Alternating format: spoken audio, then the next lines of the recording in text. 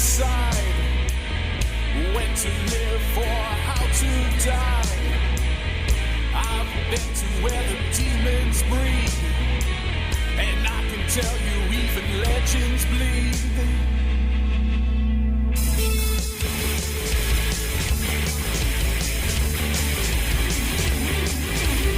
Welcome to Bobby Shed. Welcome to Bobby Shed. Tommy knock this in your head. Welcome to Bobby Shed.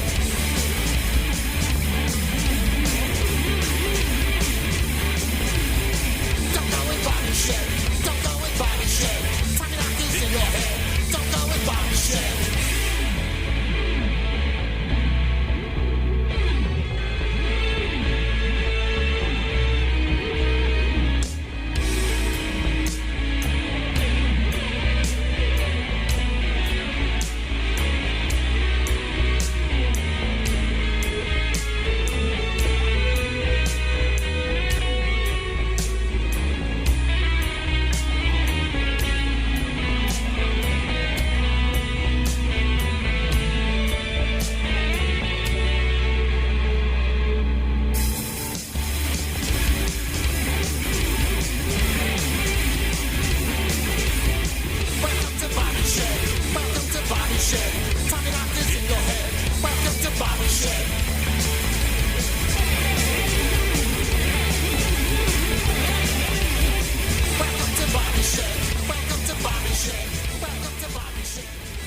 Tony Jones and the Cretan 3, Bobby Shed here in Chuckles Crypt, Rhode Island Free.radio.org. I'm excited to see that they're out there practicing, and eventually they'll be back in the public's eyes, because it is a shame to see another band out there and not them. Notice I'm not giving that band any notoriety because they suck. The last six-shooter is my favorite, and why is he my favorite? Because not only is he a murderer, but he's a liar. I mean, he is the scum of the scum.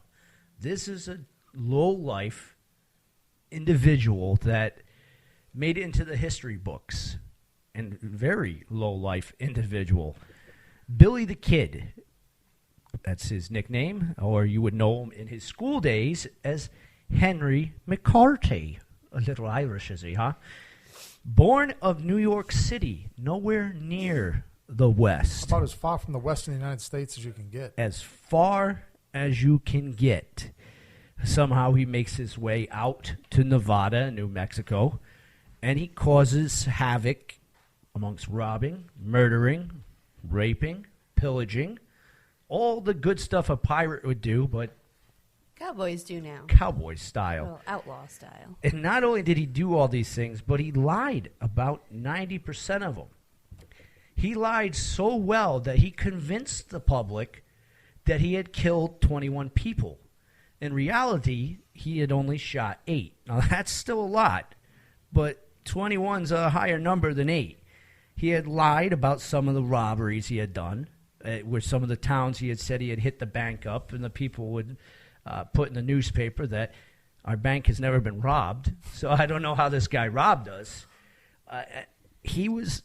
And he did rob a good majority of them, but he was a really good storyteller, to the point where he convinced the governor of New Mexico to finally, now it took him until his later years when he was 21, to finally put a bounty on his head.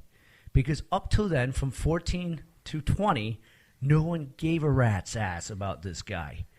And he was very insulted by this, to the point where he made up stories trying to get people's attention. He wanted to be that cool kid. Like, he thought killing 8 people, that's not good enough.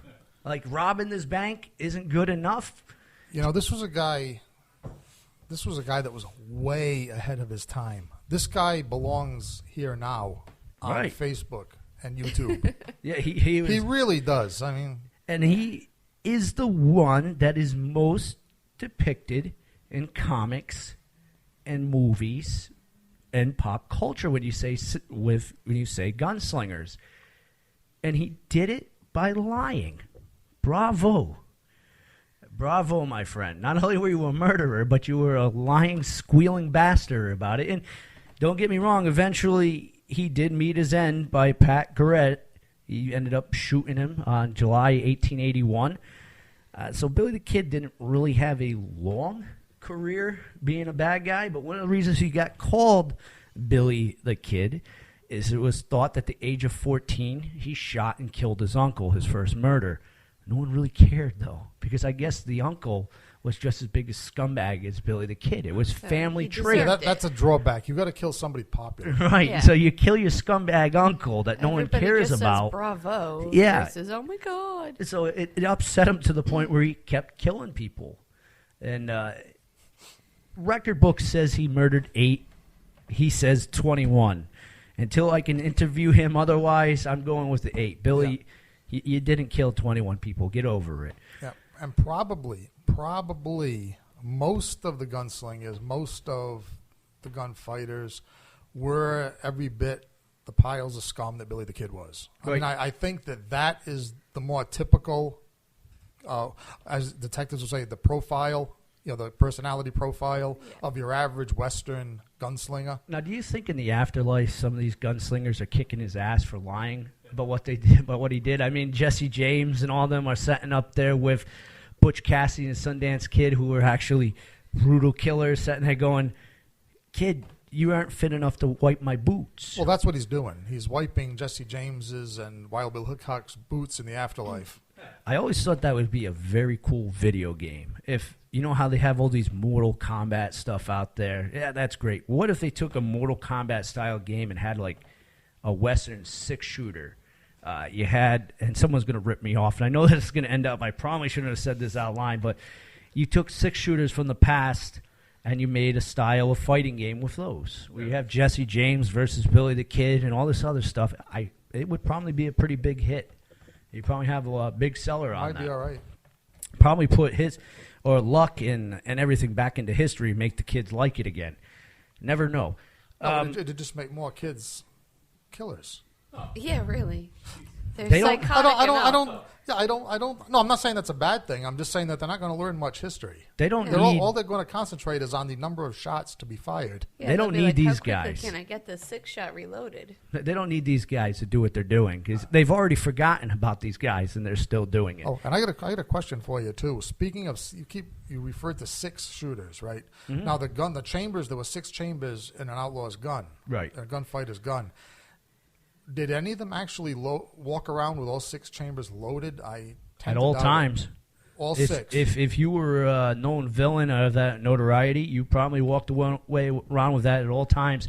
Later years, there'd be guns like Wild Bill, who had a Smith & Wesson, who was very popular for that gun and made its popularity with it. Had more than 6 shots. And, of course, some of these Westerns, they had also rifles with them, so they didn't really do the romantic into the street at sundown to shoot someone. They were more about standing up on top of a roof with a repeater and plunking you with that rifle versus a 6-shot. But it was the way of the West to have not only just outlaws, but cowboys. Gun was always loaded on your side. Loaded, but that if you keep all 6 chambers loaded and that gun is at your hip, you're more liable to blow off your ankle. Then in other words, if I'm saying Now there's an invention that everybody's thinking right now that the 6-shot is set up like the Civil War one where it's got the caps on it. And it did for Jesse James, but an invention would come around that would cover that. Okay.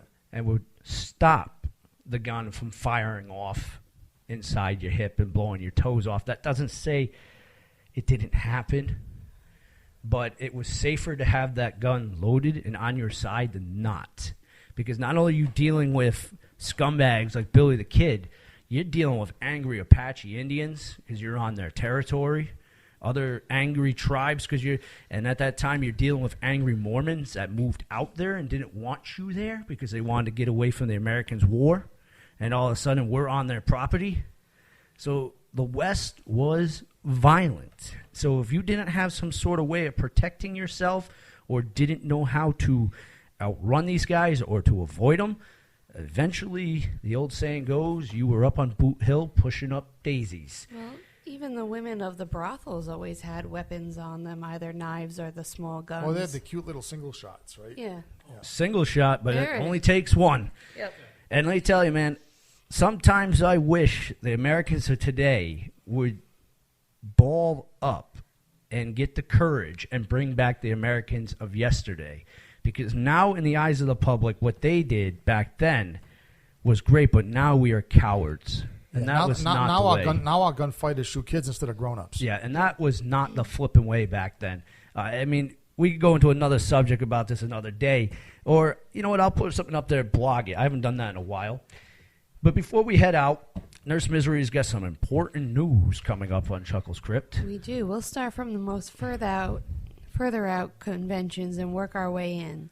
So you can't forget about Rhode Island Comic-Con, November 6th, 7th, and 8th. I mean, that's going to be a huge deal, and we want you all to be there and come say hi, not only to the Chuckles and Laugh show, but to the Rhode Island Free Radio table as well. Then we also have a fresh gig that literally just happened, like, yesterday. On September 12th from 10 a.m. to 2 p.m. at the North Kingston Animal Shelter, there is going to be an open house and family fun day. You're welcome. Yeah. Randomly, this lovely woman asked us if we would face paint. So there will be face painting and balloon animals. And this is your one time, folks, to come down and get a picture with me with semi-happy clown on me. So if those that wanted that done, this is the one time you're going to see it. Probably not the last, but be the first. Come see me get pictures of me with without the teeth hanging out the lips. This shelter is located at 395 Hamilton Allenton Road. Like I can read this from so far away from my face. Lovely me. North Kingston, Rhode Island. And sounds like it's gonna be a really nice day. They're gonna have a lot of other people there. There's gonna be grooming offered, nail clippings for the Danny. Animals. Yes, bring your Dannies. Get your Dannies bathed, people. It is a pet-friendly event.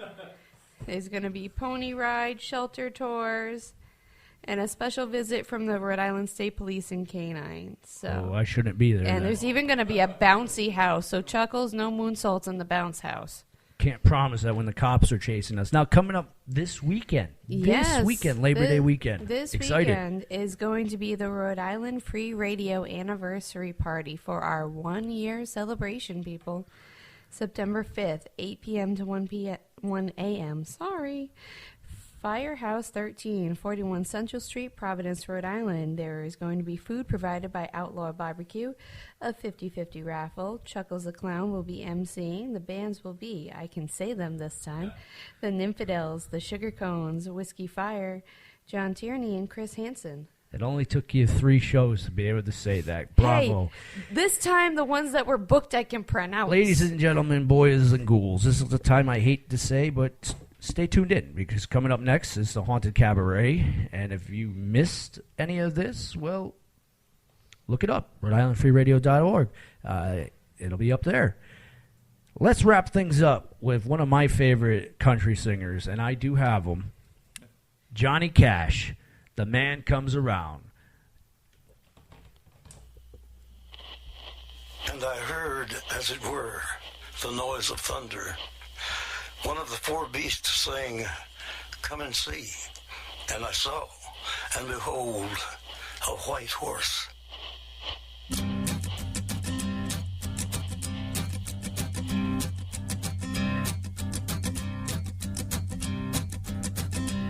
There's a man going round taking names, and he decides who to free and who to blame.